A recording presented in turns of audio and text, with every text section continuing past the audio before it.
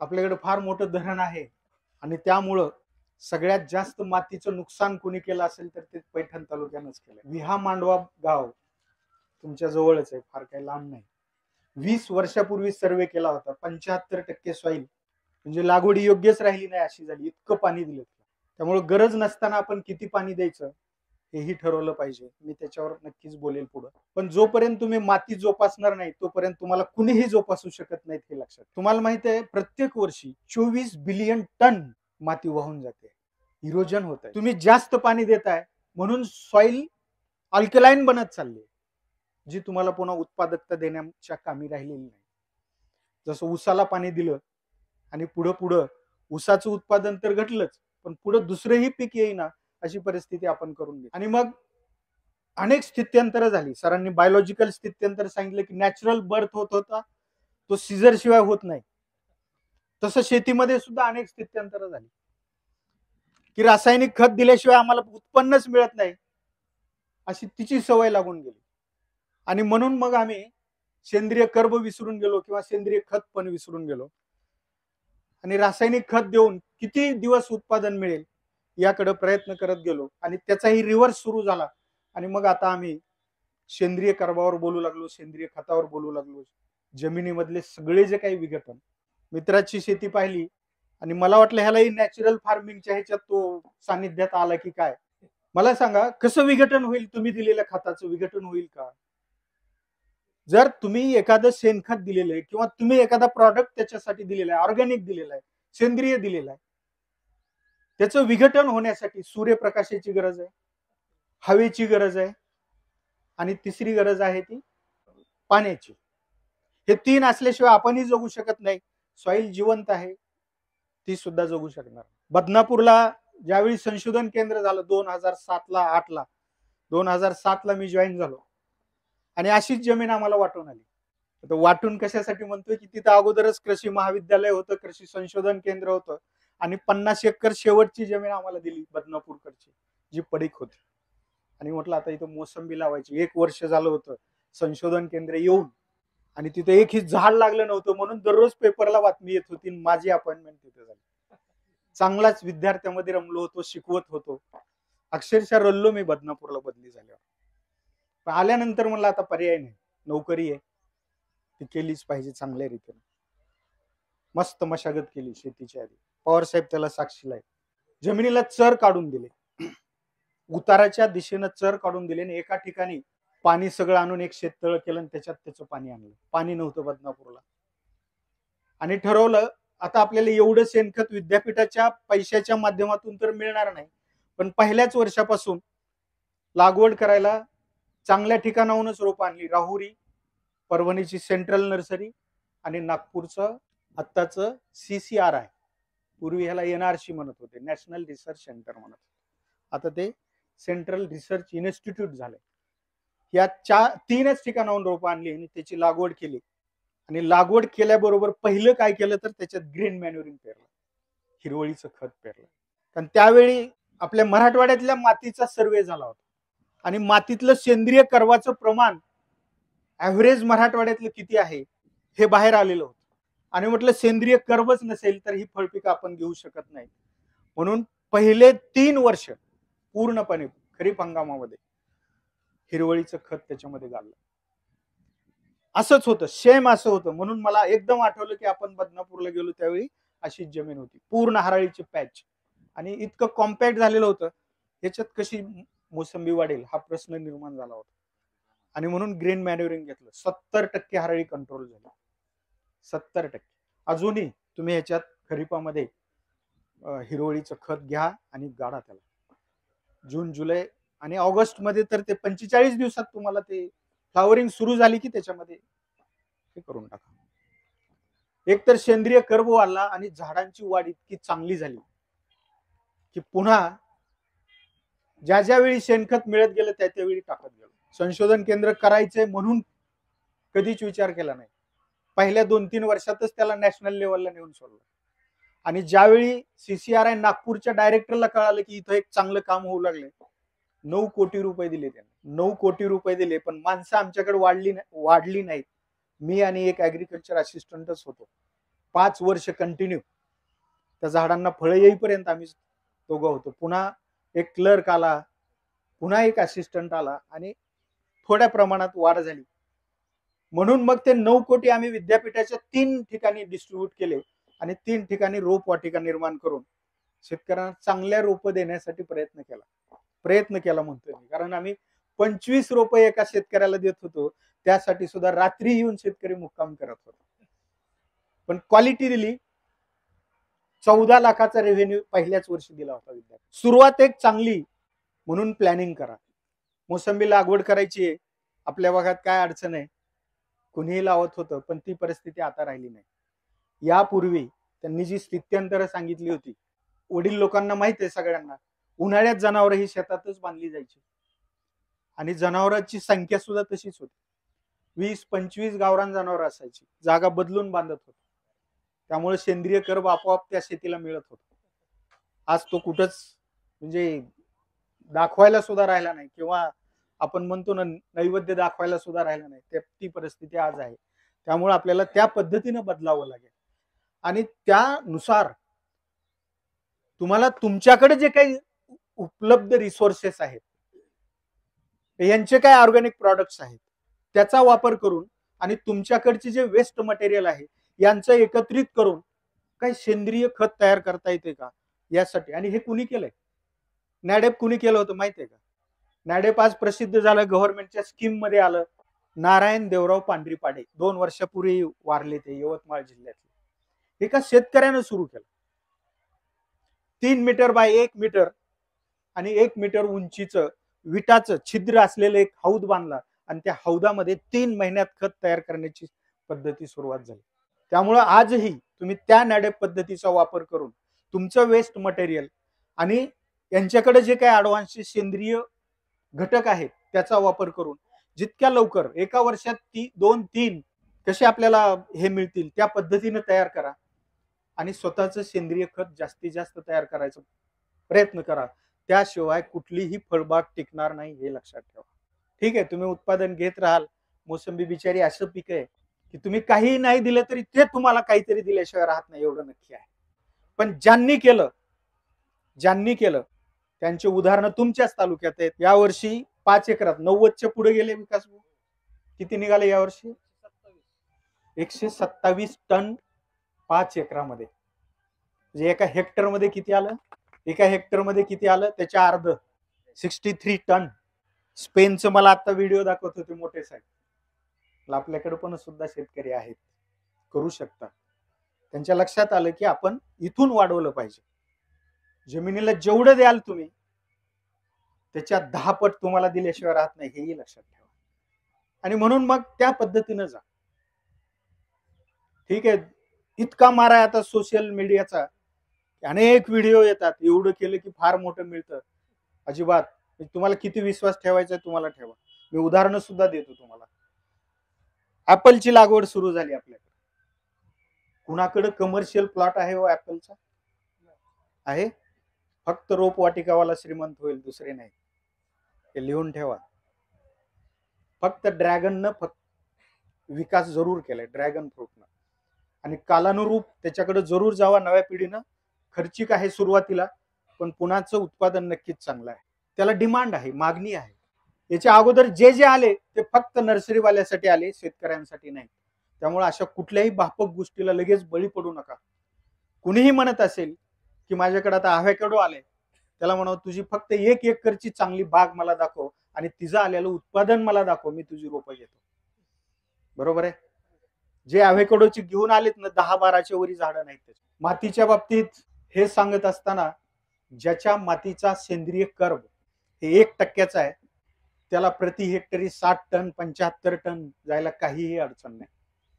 पण आपण 0.3 ते 0.6 मध्ये अडकलो. त्याच्या पुढे अजूनही नाही. आणि जोपर्यंत तुम्ही वाढवणार नाही तोपर्यंत तुम्हाला उत्पादकता मिळणार नाही, हे लिहून ठेवा. आणि म्हणून त्यासाठी प्रयत्न करा. म्हणून सुरुवातीपासून द्या. बरेच जण मोसंबीमध्ये ही सगळ्यात दुर्दैवी बाब आहे की 5 वर्ष झाल्यावर आम्हाला जाग येते, आता फळं आलेत, आपल्याला काय करावं लागेल. आणि एक सांगतो, सगळ्यात चांगलं इंडिकेटर प्लांट कुठला असेल तर मोसंबी आहे. मोसंबी, लिंबू, संत्रा. तुमच्या जमिनीमध्ये काय आहे आणि काय नाही हे सांगण्याची क्षमता याच फळपिकामध्ये. झिंक असेल, मॅग्नेशियम असेल, कॅल्शियम असेल, नायट्रोजनची कमतरता आहे, झाड लगेच दाखवतो. फक्त दररोज झाडाला जाऊन एकदा बोला, तुम्हाला 100% झाड बोलल्याशिवाय राहत नाही. पाणी कमी पडले लगेच सांगतो. पानं गुंडाळायला लागली की आपल्या लक्षात येते ह्याला पाणी कमी पडले.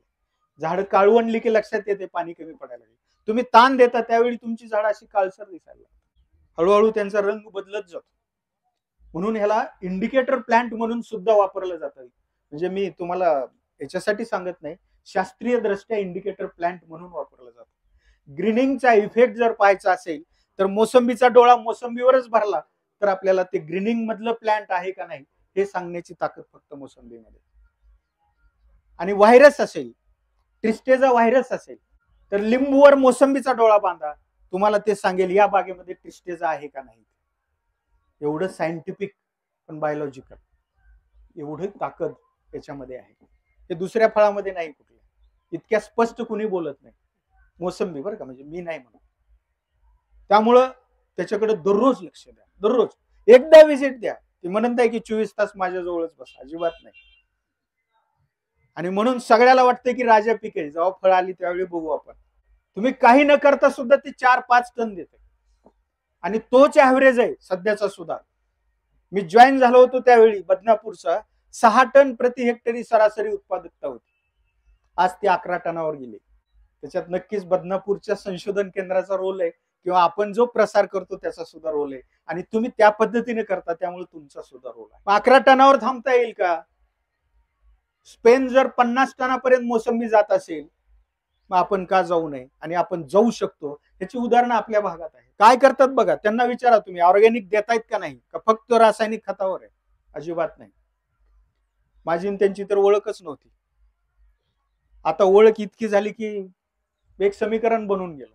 युट्यूबवर त्यांनी केलं, सुरुवात त्यांनी युट्यूबवर केली. 1 वर्षभर युट्यूबवर केली. पहिल्याच वर्षी ज्यावेळी त्यांना रिझल्ट मिळाले त्यावेळी राहवलं नाही, औरंगाबादला घरी आले भेटायला, सपत्नीक दोघंही. आणि त्यांचं एक वाक्य आहे, म्हणजे माझा मोठेपणा सांगत नाही, कशाला पंढरपूरला जायचंय, आपल्याला देवच इथं भेटत असेल तर. मी म्हणलं काही हरकत नाही. मी लगेच दुसऱ्या आठवड्यात व्हिजिट केली आणि त्यानंतर त्यांच्या ह्याच्यामध्ये प्रगतीच होत गेली. म्हणजे 60-70 टनापासून आज 126 टन त्यांनी त्या 5 एकरामध्ये, म्हणजे रिव्हर्स नाही, पुढंच आहे. आणि हे मॅनेजमेंट ठीक आहे, भाव कमी जास्त कसे होत असतील पण तरी सुद्धा मला सांगा 30-35 लाख रुपये झाले असतील यावर्षी 5 एकरामध्ये. कुठल्या पिकाचे होतात सांगा मला. कोणी द्राक्ष बागायतदार असेल, डाळिंब असेल सांगा. फक्त एक करा, डाळिंबाचा खर्च सुद्धा सांगा, खर्च लपवून ठेवू नका. आणि डाळिंबाचं घरी झोपू देत नाही, शेतात राहा म्हणते. डाळिंब घ्या, द्राक्ष घ्या. द्राक्षवाल्याचे बंगले कुठे आहेत? शेतात आहेत, घरी नाही. त्यामुळं हीच एक आहे गाढ झोप देऊ देते. त्या पद्धतीने लक्ष द्या. नक्की समृद्धी ही याच्यामध्येच आहे. समृद्धी हा शब्द याच्यासाठी वापरतोय की फळझाडं असली आणि तुमची उत्पादकता वाढली की मग तुम्हाला सगळ्या गोष्टी आपोआप मिळायला लागतात. मुलांचं शिक्षण असेल, तुम्ही चांगला विचार कराल. आपली हेल्थ असेल त्या बाबतीत आम्ही विचार करा, किंवा शिक्षणाच्या बाबतीत नाही मला जमणार एवढं मोठं फीस भरणं, त्यासाठी समृद्धी हा शब्द मी तिच्यासाठी वापरला. पण काय करायचं, फार साधी सूत्र आहे. योग्य बहाराचं नियोजन करा, योग्य पाण्याचं नियोजन करा, सेंद्रिय आणि रासायनिक खताच्या योग्य मात्रा द्या आणि मार्केटिंगला थोडी शक्कल लढवा. बहाराच्या बाबतीत धरसोड करू नका. मृगबहार, हस्तबहार, मध्येच पुन्हा आंब्या बहार, झाडावर विपरीत परिणाम होतात त्याची फिजिओलॉजी डिस्टर्ब करू नका. एक बहार घ्यायचं, पाणी नाही ना उन्हाळ्यात, मृगबहार घेत राहा. आजकाल मृगबहाराचे सुद्धा भाव काही कमी नाही. पूर्वी एक असं होतं की मृगबहार 5,000 टनाच्या पुढे कधीच जात नव्हता. 15 वर्षापूर्वीची किंवा अगदी 10 वर्षापूर्वी सुद्धा ती परिस्थिती होती, पण आज तशी परिस्थिती नाही. मोसंबी बीपी रेग्युलेट करण्यासाठी सगळ्यात महत्वाचं काम करते. कोलेस्टेरॉल कमी करण्याचं मोसंबी काम करते. ज्याला पाईल्सचा त्रास आहे त्यानं दररोज मोसंबी खाल्ली पाहिजे, 100% तुम्हाला रिझल्ट मिळेल. ज्यूस पिऊ नका, डायरेक्ट मोसंबी खा. आणि हे मार्केटिंग वाढवा. मार्केटिंग शेतकऱ्यानं वाढवलं. मी बोराचं उदाहरण अनेक वेळा दिलं. सोलापूरच्या शिवाजी गायकवाडनं लंडन मध्ये बोर विकलं. बोर खरंच लंडन मध्ये विकण्याची ही आहे का? मोसंबी तर आमची इंटरनॅशनल आहे. सगळ्या युरोपियन कंट्रीमध्ये मोसंबीच्या ज्यूस शिवाय ब्रेकफास्टच करत नाही. त्यांना प्रॉब्लेम आहे डायजेशनचा. मोसंबी त्याला मदत करते डायजेस्ट करायला, पचन संस्था इम्प्रूव्ह करायला. पोटाचे कुठलेही आजार असतील दररोज मोसंबी खा. एवढे सगळे गुणधर्म तिच्यामध्ये असताना आपणच तिला जर दुर्लक्षित केलं तर दुसऱ्याकडून अपेक्षा का करायची, हा प्रश्न आपण स्वतःला विचारायचा. आणि म्हणून मी बऱ्याचदा तुम्हाला सांगितलं की सगळे मोसंबीचे गाडे दवाखान्यासमोरच का? म्हणजे आजारी पडल्यावर फक्त मोसंबीच खायची का? आजारी पडू नये म्हणून सुद्धा मोसंबी खाल्ली पाहिजे. आणि हे सांगायला शिका. आपण कुणालाही खोटं फसवत नाही. आपल्याला अनेक व्यापाऱ्यानं फसवलं तरी आपण कुणाला फसवलं नाही, हेही लक्षात ठेवा. एवढी युनिटी व्यापाऱ्यामध्ये, मोनोपॉली एवढी जबरदस्त आहे. सगळ्या भागात व्यापारी आहेत. मोसंबी काही इथंच आहे का? नागपूरला सुद्धा व्यापारी आहेत.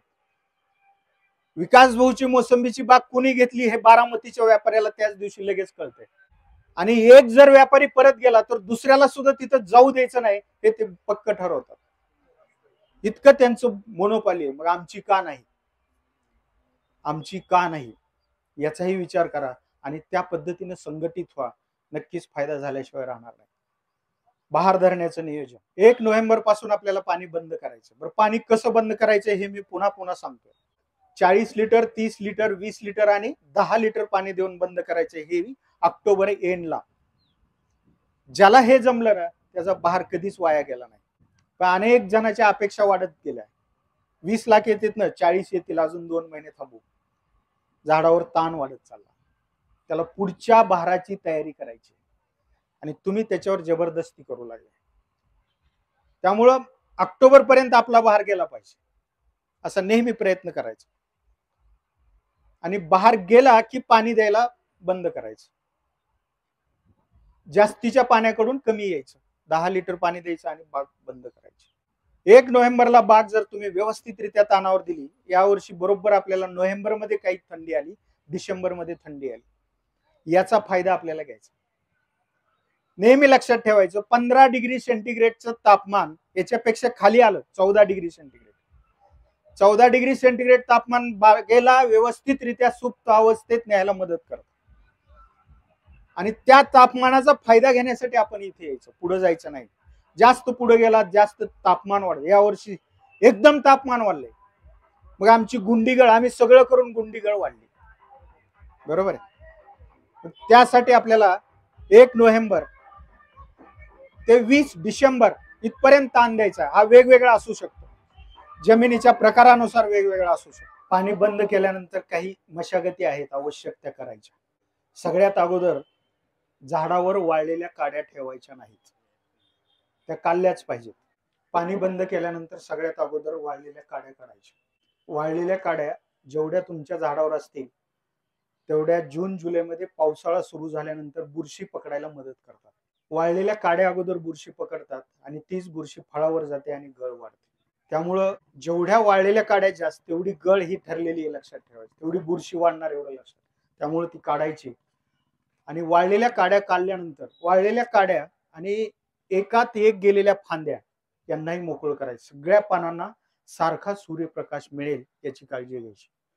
सूर्यप्रकाशाशिवाय झाड किंवा पानं कधीही अन्न तयार करू शकत नाहीत, हे लक्षात ठेवायचं.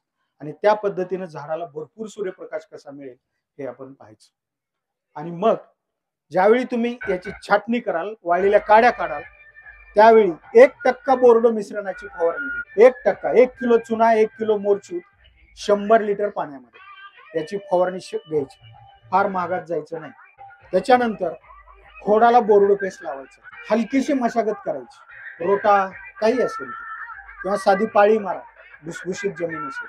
जास्त गवत झालं असेल तर याच वेळी विडीसाईड मारून त्यांना कमी करा.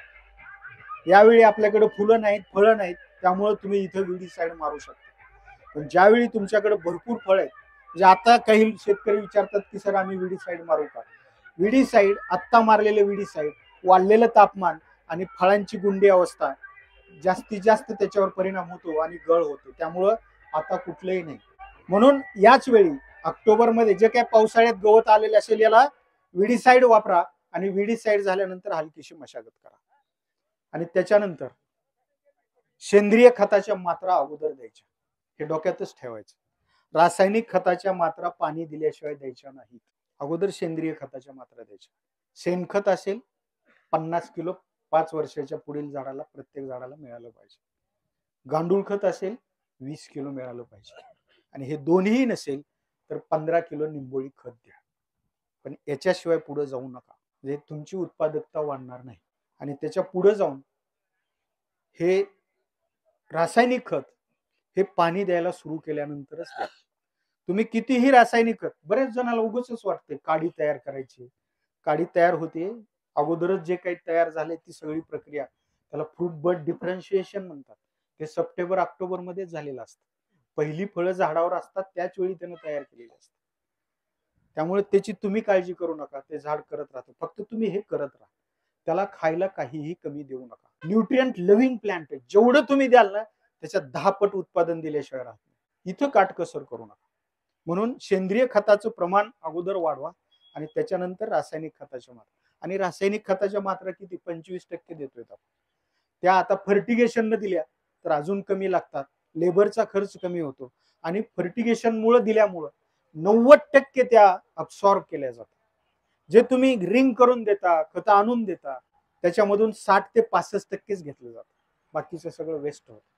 त्यामुळं ड्रिप मधून द्या. आणि ज्यावेळी पानगळ सुरू होते, 1 महिना झाला असेल, काही बागेला 1.5 महिना झाला असेल, 20 डिसेंबर आलाय, 20 डिसेंबर ते 1 जानेवारी पर्यंत ताण तोडायला तुमच्या जमिनीचा प्रकार कसा आहे, त्या वर्षीचं वातावरण कसं आहे, या सगळ्या बाबी महत्वाच्या आहेत. आणि म्हणून एक ठोकताळा आपण त्याच्यातून सांगितला की 25 ते 30%, भारी जमिनीत 30% हलक्या जमिनीत 25% पानगळ झाली की पाणी द्यायला सुरू करा. फार ताण देऊ नका. जास्त ताण दिला तरी तुम्ही पाणी दिले की झाडं जातात. त्यामुळे तसं कधीच करायचं नाही.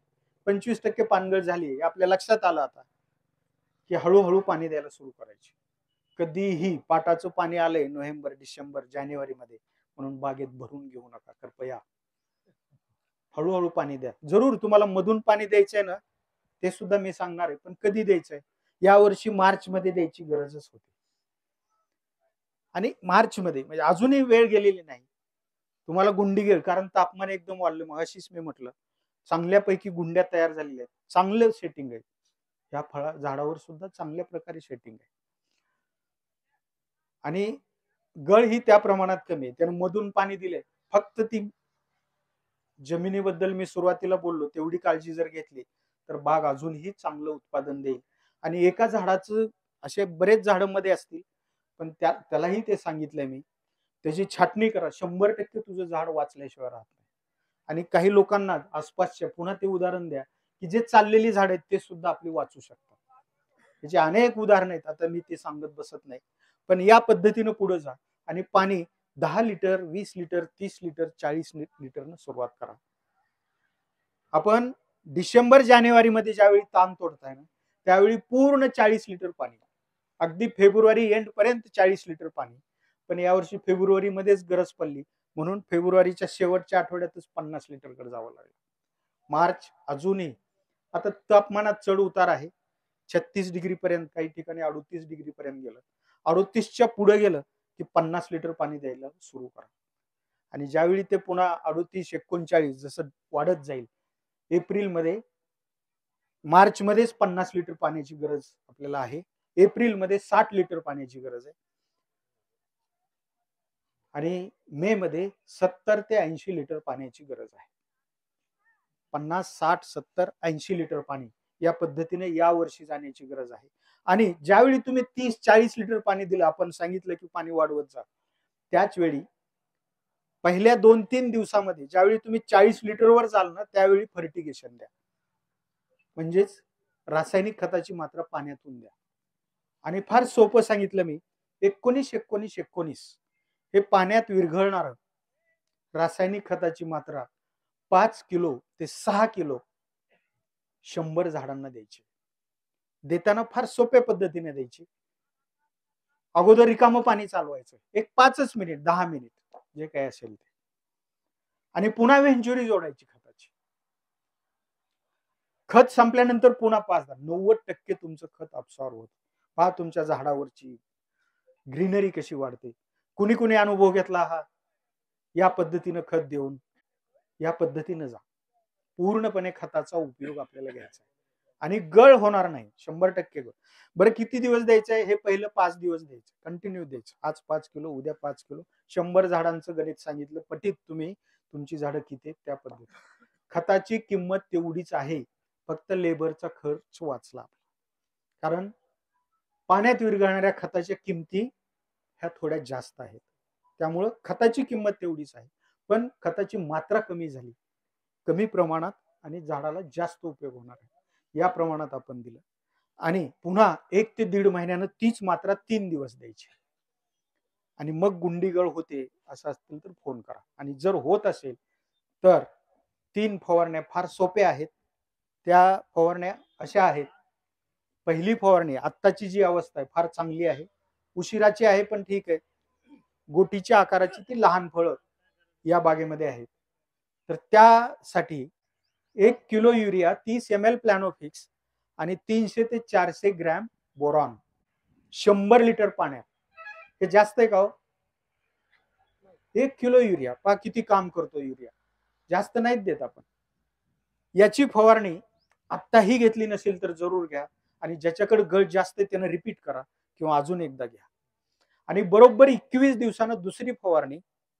21 दिवस ते 1 महिना झाला तरी चालेल, पण घ्या. जीए, कारण आकार वाढवायचा आहे. तुम्ही लक्षात घ्या, मोसंबीची फळं ही 2 फेज मध्ये वाढत असतात. जून पर्यंत कितीही तुम्ही प्रयत्न करा, लिंबाच्या आकारापर्यंत होतच नाही लिंबाचा आकार. पण जूनचं वातावरण बदललं की तुम्हाला लगेच संत्र्याच्या आकाराची फळं दिसतात. ही दुसरी फेज त्याची सुरू झालेली असते. आणि हा आकार व्यवस्थितरित्या आपल्याला सप्टेंबर ऑक्टोबर पर्यंत मिळावा म्हणून जीए 4 ग्रॅम 100 लिटर पाण्यात plus potassium nitrate 13,045 1.5 kilo 100 litre पाण्यात याची एक फवारणी घ्या. आणि पहिली फवारणी पुन्हा रिपीट करा, कारण एप्रिल मे मध्ये तापमान वाढलं की त्याचा परिणाम नक्कीच होतो. हे पहा, ही गळ तर 100% होतच असते. 1% आपलं असतं. जे काही लागलंय ना त्याचं 1% आपलं असतं. 1% कुणाचं? जे सगळं काही व्यवस्थित करतात त्याचं. आणि जे काही करत नाहीत त्याचं फक्त 0.5% असतं. हे शास्त्रीय दृष्ट्या सांगतोय. जेवढी फुलं लागतात, कितीही फुलं, लाखो फुलं असतात एका झाडावर, पण फळं किती मिळतात आपल्याला?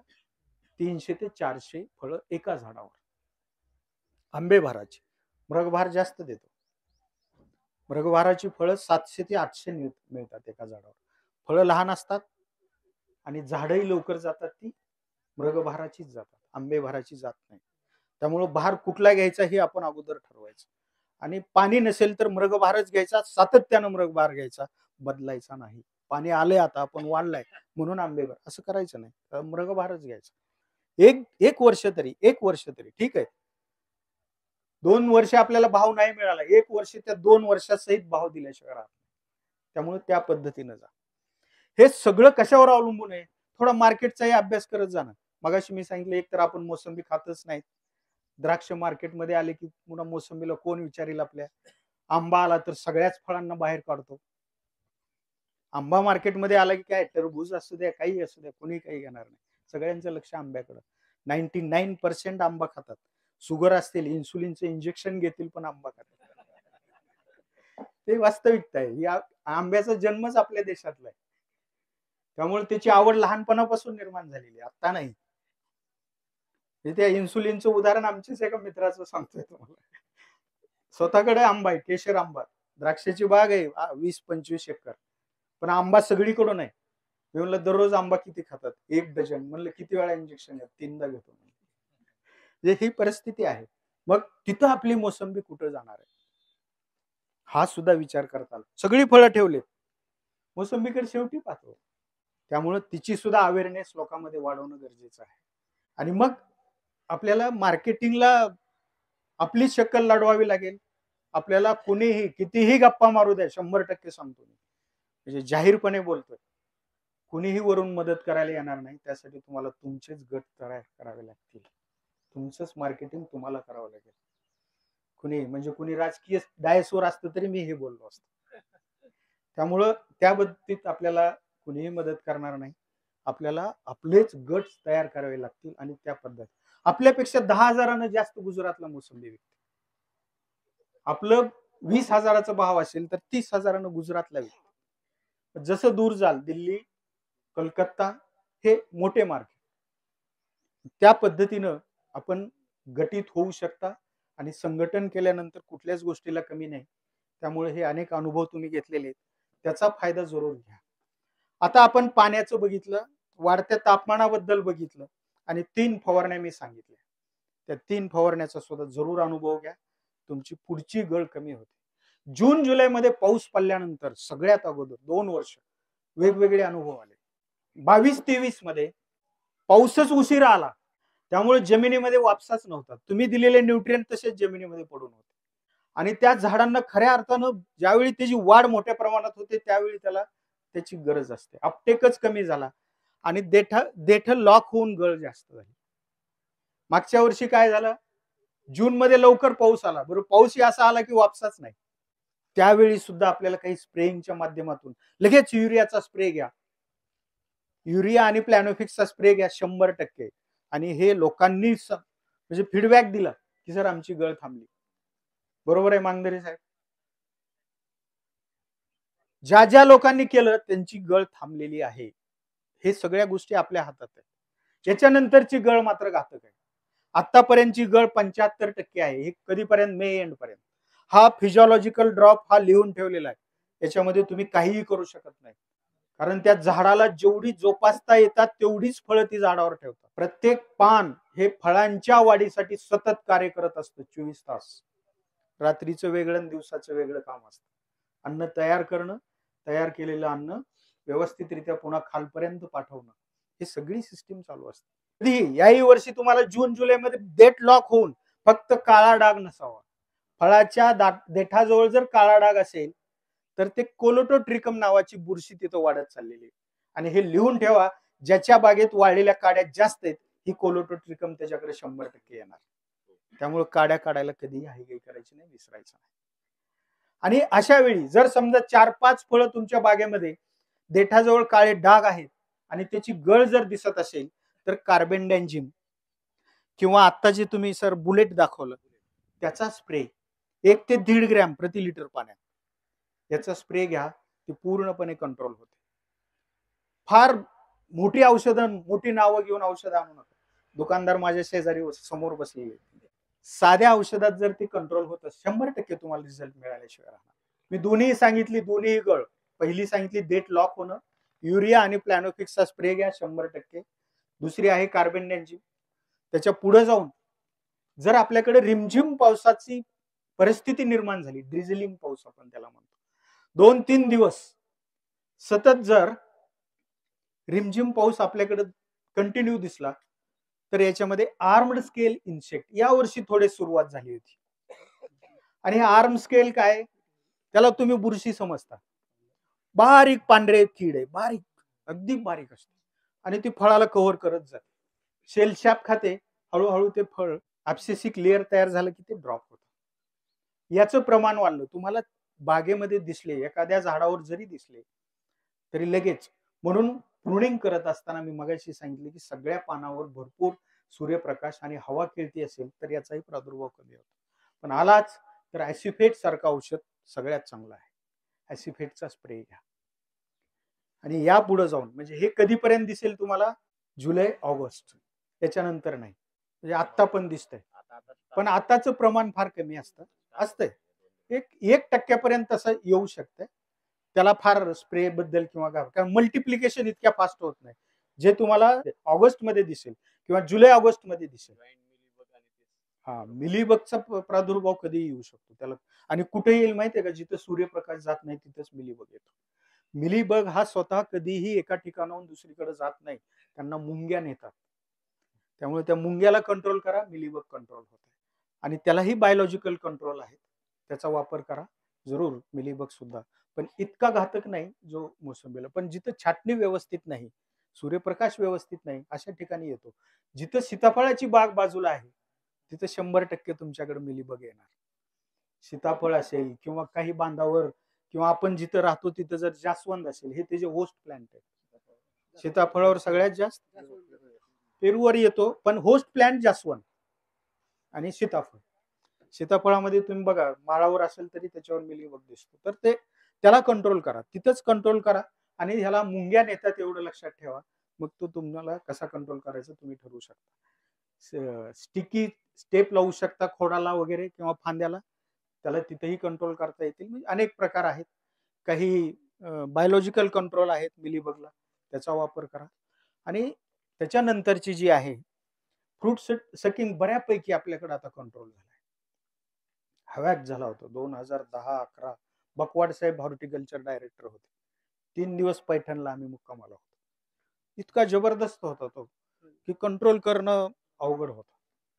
शाळेतल्या मुलाला सुद्धा 25 रुपयाला एक ढास पकडायला काही लोकांनी दिला होता आणि सोपा होता पकडायला. तर ह्याला दूर करून धुपन करून पिटाळून लावलं. हा सगळ्यात चांगला आणि कमी खर्चाचा बायोलॉजिकल कंट्रोल आहे. याचा वापर सुरू करा. आणि कुठेही तुमच्या गोदावरी बेल्टमध्ये गुळवेल आणि वासनवेलाचं प्रमाण जास्त होतं, म्हणून तो पैठणमध्येच आजही, आणि तो सप्टेंबरमध्ये येतो. ज्यावेळी ज्यूसचं प्रमाण वाढत जातं त्याच वेळी येतो. त्याला पंक्चर करायला सोपं असतं त्याच वेळी येतो. पण एकदा आलेला एक डास 40 ते 42 फळं पंक्चर करतो, हे लक्षात ठेवा. आणि पंक्चर केलेलं फळ कधीही झाड ठेवत नाही, त्याला गाळूनच टाकणार. त्यामुळे त्याचं कंट्रोल अगदी सोप्या पद्धतीने करायचा प्रयत्न करा. आणि दुसरा सगळ्यात महत्वाचा जो आत्ता आपल्याकडे फार मोठ्या प्रमाणात वाढत चालला, आम्ही नेहमी सांगायचो, उष्णता आणि आर्द्रता हे दोन्ही एका वेळी मिळतं त्यावेळी कोळीचा प्रादुर्भाव, काळे डाग फळावर. पण आता अधूनमधून सुद्धा फोन येतात, उन्हाळ्यामध्ये सुद्धा सर कोळीचा प्रादुर्भाव दिसू लागला. सगळ्यात सोपं औषध आहे, एप्रिल मे मध्ये फळं ज्यावेळी चांगली झालेली असतात गंधक स्प्रे करणं हे सगळ्यात स्वस्तात आहे. आणि गंधक ज्या मायटीसाइड मध्ये आहे त्याचा वापर करा. हे सगळ्यात सोपं वापरायला तुम्हाला मदत करते. आणि थोडे दिसले ना लवकर कंट्रोल करा. थोडं जरी बागेत आलं तर 20-25 दिवसात 60 ते 70% फळं काळी झाल्याशिवाय राहत नाही. हे जास्तीत जास्त आपल्या जायकवाडीच्या आसपास जास्त येतात. त्याचं कारण आर्द्रतेचं प्रमाण तिथे जास्त असतं, पाणी नेहमीच असतं. आणि त्यामुळे उष्णता आणि आर्द्रता हे दोन्ही एकत्र मिळालं की त्याचा प्रादुर्भाव मोठ्या प्रमाणात वाढतो. त्यामुळे त्याला तिथं कंट्रोल करा. आणि सप्टेंबर ते ऑक्टोबर, दसरा ते दिवाळी या कालावधीमधले मार्केट रेट तुम्ही आजपर्यंत लिहून ठेवत जा. प्रत्येक वर्षी कधी भाव आपल्याला चांगला मिळाला, दसऱ्याच्या आधी कधीच भाव आपल्याला चांगला मिळत नाही, दसऱ्यानंतर आपलं मार्केट वाढत जातं. आणि त्या पद्धतीनं आपल्या पूर्ण नियोजन करा आणि त्याचा फायदा घ्या. त्यामुळे जास्तीत जास्त भाव आपल्याला कधी मिळेल. आणि ठीक आहे, मग आता तुम्हाला फेब्रुवारी मार्च पूर्वी आपण देत होतो, 4 पाण्यावर बाग देत होतो, पण ते बंद झालं आता. 4 पाण्यावर म्हणजे ताण द्यायचा, पाणी द्यायला सुरू करायची आणि 4 पाणी झाल्यानंतर त्या बागवानानं बाग न्यायचा, ही पद्धत होती. ज्यावेळी मी 2007 ते 10 होती का नाही ही पद्धत, ठरवलं जायचं 4 पाण्यावर, 3 पाण्यावर, 2 पाण्यावर. पण आज ते बंद झालं बऱ्यापैकी.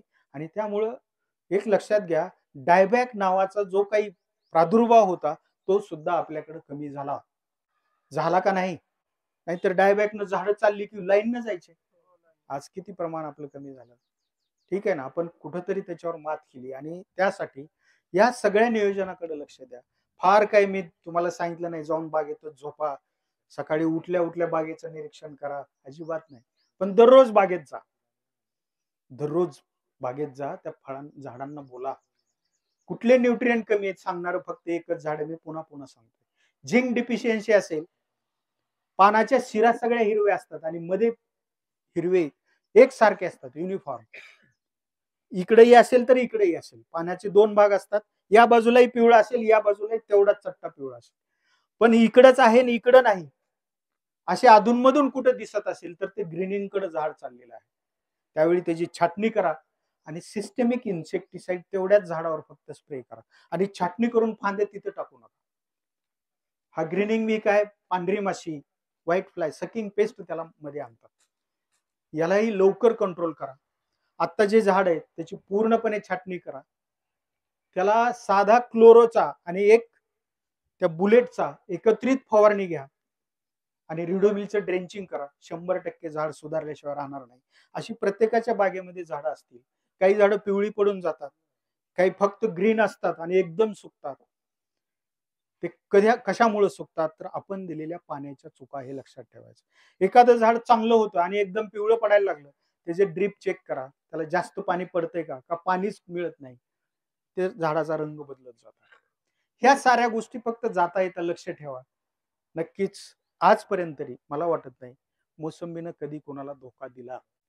त्यामुळं तिलाही तुम्ही धोका द्यायचा प्रयत्न करू नका. तिला त्या पद्धतीत, त्या प्रमाणात खायला द्या.